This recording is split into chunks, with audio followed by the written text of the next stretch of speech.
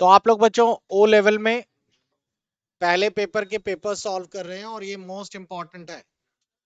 Last part जल्दी जल्दी में हम लोगों ने लास्ट क्वेश्चंस गलत कर दिया था, जिसमें ये करेक्शन है। फुल फॉर्म ऑफ पीडीएफ था पोर्टेबल डॉक्यूमेंट फॉर्मेट, ना कि फाइल। और हम लोगों ने अभी तक 50 क्वेश्चंस फिनिश कर। चलिए आगे देखते हैं। आप लोग और बताइए किस सवाल का क्या जवाब होगा। अगला सवाल ये है, Dash is a LibreOffice tool that allow us to produce multiple document from the single document। बताइए इसका आंसर क्या होना चाहिए। लिब्रा ऑफिस का वो कौन सा टूल है जिससे एक डॉक्यूमेंट से खूब सारे डॉक्यूमेंट बनाए जा सकते हैं। सही जवाब है मेल मर्ज। पढ़ा है ना आप लोगों ने, एक मेल बनाते हैं उससे कई लोगों को मर्ज कर देते हैं। आगे का सवाल है, which of the following is not the use of signature in LibreOffice। Signature का क्या कार्य नहीं है। डिजिटल सिग्नेचर जानते हैं ना, ये उसी की बात हो रही है। Integrity, non, repudiations, authentications, readability. जल्दी से बताइए। डिजिटल सिग्नेचर जानते हैं क्या होता है। आज की डेट में बहुत सारे गवर्नमेंट ऑफिस, अब जैसे एक एग्जांपल, आधार कार्ड आपको मिला तो आधार कार्ड तो नेट से डाउनलोड कर लिया अपना, तो क्या उस पे साइन लेने के लिए मोदी के पास जाते हैं आप लोग। ले इस पे साइन तो किया नहीं, माना कैसे जाएगा। तो उसमें एक नीचे सिग्नेचर रहता है डिजिटल फॉर्म में, उस पर आप लोग जब प्रिंट आउट निकालें तो उसे ग्रीन टिक करवा लें। उससे आप लोगों का अभी ओ लेवल सर्टिफिकेट भी मिलेगा। तो सर्टिफिकेट तभी वैध माना जाएगा जब सर्टिफिकेट में नीचे ग्रीन टिक होगा। ठीक, तो उसे डिजिटली साइन कराना पड़ता है। उसका फायदा क्या होता है, अगर किसी सर्टिफिकेट में नेट पे ग्रीन टिक नहीं आ रहा तो इसका मतलब है वो ऑथेंटिकेट नहीं है। ठीक, तो इसमें लिखा है नॉट द यूज, तो ऑथेंटिकेट तो यूज है ना। रीडेबिलिटी भी है, रीड करने में पॉसिबल है। नॉन रिपुटेशन, ये भी है कि उसे रिप्यूटेट नहीं कर पाए, कोई डुप्लीकेट ना बना पाए। लेकिन इंटीग्रिटी, इससे क्या लेना देना। इंटीग्रिटी का कोई लेना देना नहीं है डिजिटल सिग्नेचर से। क्लियर हो गया सभी को। अगला बताइए, which program that is use to view websites. Websites देखने के लिए इनमें से कौन सा प्रोग्राम यूज किया जाता है। ब्राउजर, जोर से बोलेंगे। विच of the following is a online mode, जल्दी से बताएं। ऑनलाइन किससे पेमेंट करते हैं इनमें से।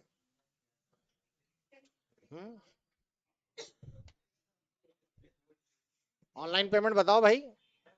नेफ्ट, नेफ्ट का फुल फॉर्म भी बताएंगे।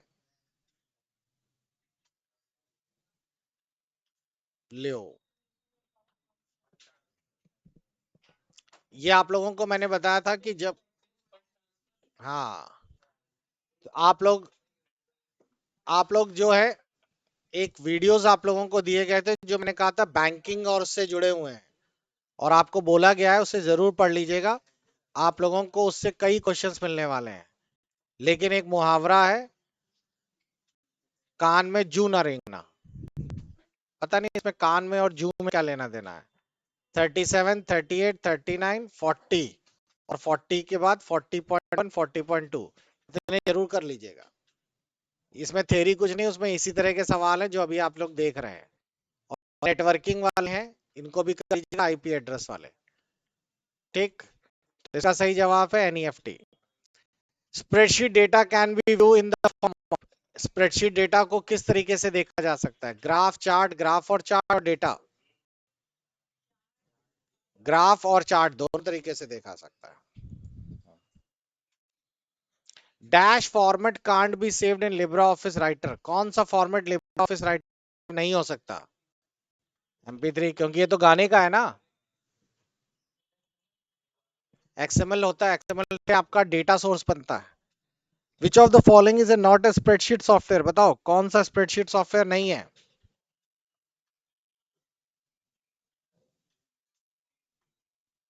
स्प्रेडशीट का मतलब वही एक्सेल से जुड़ा हुआ, तो माइक्रोसॉफ्ट एक्सेल तो है ही। कैल्क भी है, जैसे ये लिब्रा का कैल्क होता है वैसे ओपन ऑफिस का भी कैल्क होता है। लिब्रा ऑफिस ड्रॉ, ड्रॉ नहीं है। तो C2 से C7 तक कितने सेल होंगे। C2, C3, C4, C5, C6, C7 कितने हुए। सवाल नहीं समझ आया क्या? 6। जिसको ना समझ आए तुरंत हाथ पैर खड़े कर दे। अगला बताओ, फ्लेम क्या है? फ्लेम ऑनलाइन चेन लेटर है, एक्सपर्ट प्रोग्रामर है, मैसेज एक्सप्रेसिंग स्ट्रॉन्ग ओपिनियन है, हु ब्रेक रूल्स ऑफ एडिकेट्स है। फ्लेम जानते हैं? अरे आग वाला फ्लेम। तो फ्लेम का इस्तेमाल किया जाता है एक स्ट्रॉन्ग एक्सप्रेशन के लिए। अरे इमोजी में नहीं दिखाते हम लोग, जैसे गुस्सा हो जाता है तो इमोजी मुंह बना लेता है, आग लगा देता है, आग लगा देता है, वही वाला।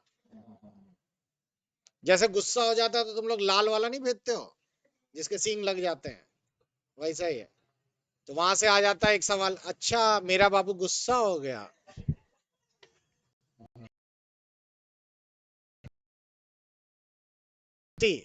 Saving an existing document with some other name using the save as option. Hindi में पढ़ लो। किसी डॉक्यूमेंट्स को सेव करना किसी अदर नाम से, सेव एज ऑप्शंस होता है। इससे करने से क्या होगा? क्या ऑप्शन रिप्लेस हो जाएगा? Leaves current document intact, is not possible, close the current document. अगर आप किसी फाइल में काम कर रहे हैं और उसमें सेव एज बटन दबाएंगे तो क्या होगा? गलत जवाब। रिप्लेस तो तब होता है ना जब आप लोगों ने कोई भी डॉक्यूमेंट्स को उसी नाम से सेव कर दिया, तो सेव बटन दबाने से ओरिजिनल डॉक्यूमेंट हट जाता है। क्लियर? इज नॉट पॉसिबल ये भी गलत है, क्लोज तो करेगा नहीं। लीव करंट डॉक्यूमेंट इंटैक्ट, जो पहला डॉक्यूमेंट है वो वैसे ही रहेगा और एक नए डॉक्यूमेंट के रूप में सेव हो जाए। B is the right answer. Replace, replace तो होगा जब सेव दबाता, सेव एज दबा दिया तो नया नाम। Which of the following should be used when you want to add a slide to an existing presentation? Hindi में भी दिया है, इसलिए जो लोग अंग्रेजी में घबरा जाते हैं ऊपर वाला पढ़ें। जब आप किसी मौजूदा प्रेजेंटेशन में स्लाइड जोड़ना चाहते हैं तो निम्न में से किसका प्रयोग किया जाना चाहिए? B B. चलो बी बी है सही जवाब। डब्ल्यू डब्ल्यू का फुल फॉर्म बताइए सबको। World wide web. कौन सा है ये मैंने आपको बताया था, बताओ ओपन सोर्स क्या होता है? ओपन सोर्स डॉक्यूमेंट कौन सा होता है बच्चों? वो डॉक्यूमेंट्स जो कि फ्री में मिल जाता है, ये ओपन सोर्स नहीं होता। ओपन सोर्स का मतलब फ्री में मिलने वाले को कहते हैं फ्रीवेयर। फ्रीवेयर का मतलब है वो आप फ्री में इस्तेमाल कर लीजिए, लेकिन आप उसमें फेरबदल फिर भी नहीं कर पाएंगे। ओपन सोर्स का मतलब होता है जो आपको मिलेगा भी फ्री में, साथ ही साथ उसकी कोडिंग भी मिलेगी, ताकि आप जब चाहें तब उसको बदलाव कर सके। जैसे फॉर एग्जांपल आप लोगों को मिला है गूगल में एंड्रॉइड, तो अगर आप चाहते हैं एंड्रॉइड सॉफ्टवेयर की कोडिंग डाउनलोड करना तो गूगल आपको फ्री में देता है कोडिंग, लो ले लो, और आप उसमें जैसा चाहें वैसा चेंज कर लें। तभी तो लोग, कंपनियां जो है उसमें अलग अलग उसके अंदर बैच, मतलब पैच फाइल बना बना के आपको अपग्रेड देती रहती है। तो ये ओपन सोर्स का मतलब है सॉफ्टवेयर भी मिलेगा, उसकी कोडिंग भी मिलेगी मुफ्त में। और एक होता है क्लोज सोर्स या प्रोप्राइटरी राइट्स, उसका मतलब है कंपनी जो है आपको कोडिंग वोडिंग कुछ नहीं देगी, पैसे अलग से लेगी और चलाने के बाद, जैसे माइक्रोसॉफ्ट का विंडोज है, तो माइक्रोसॉफ्ट विंडो फ्री में नहीं आता, नेट से पहले खरीदो, या एंटीवायरस है, लेकिन क्या खरीदने के बाद उसकी कोड भी दे देती है? नहीं, चलाने के लिए देती है, 1 साल चलाओ वापस हो जाएगा, बंद हो जाएगा। तो इसमें से कौन सा ओपन सोर्स है? यही तो है लिब्रा ऑफिस ओपन सोर्स। तभी तो आपको पहले दिन यही तो पढ़ाया था, लिब्रा फ्री है, तभी तो आपको कहा गया है कि इसी को पढ़ो। बाकी सब जगह सरकार ने बंद कर दिया, माइक्रोसॉफ्ट करोड़ों रुपए लाइसेंस के देने पड़ते थे।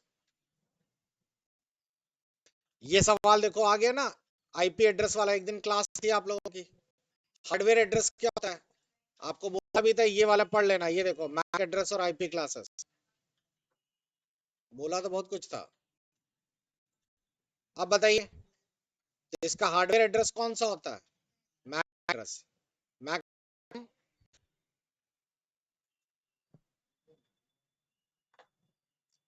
मैक का मतलब होता है media access, media access. Which of the following is example of web browser? ये तो आसान है, वेब ब्राउजर कौन सा है इसमें? Example of web browser, Airtel है, एयरटेल तो होता है आपका आईएसपी, बीएसएनएल भी आईएसपी, जियो भी है, डक डक गो है। अरे डक डक गो है, देखो दिखा देते हैं। ये तुम लोगों ने इसलिए नहीं सुना क्योंकि तुम लोग तो हमेशा वेब ब्राउजर के नाम पे क्रोम और मोजिला यही सब सुनते आए हो। डक डक गो, ये रहा,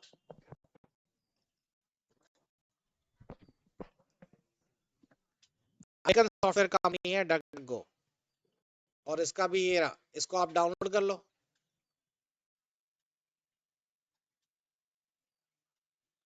क्लियर हो गया सर?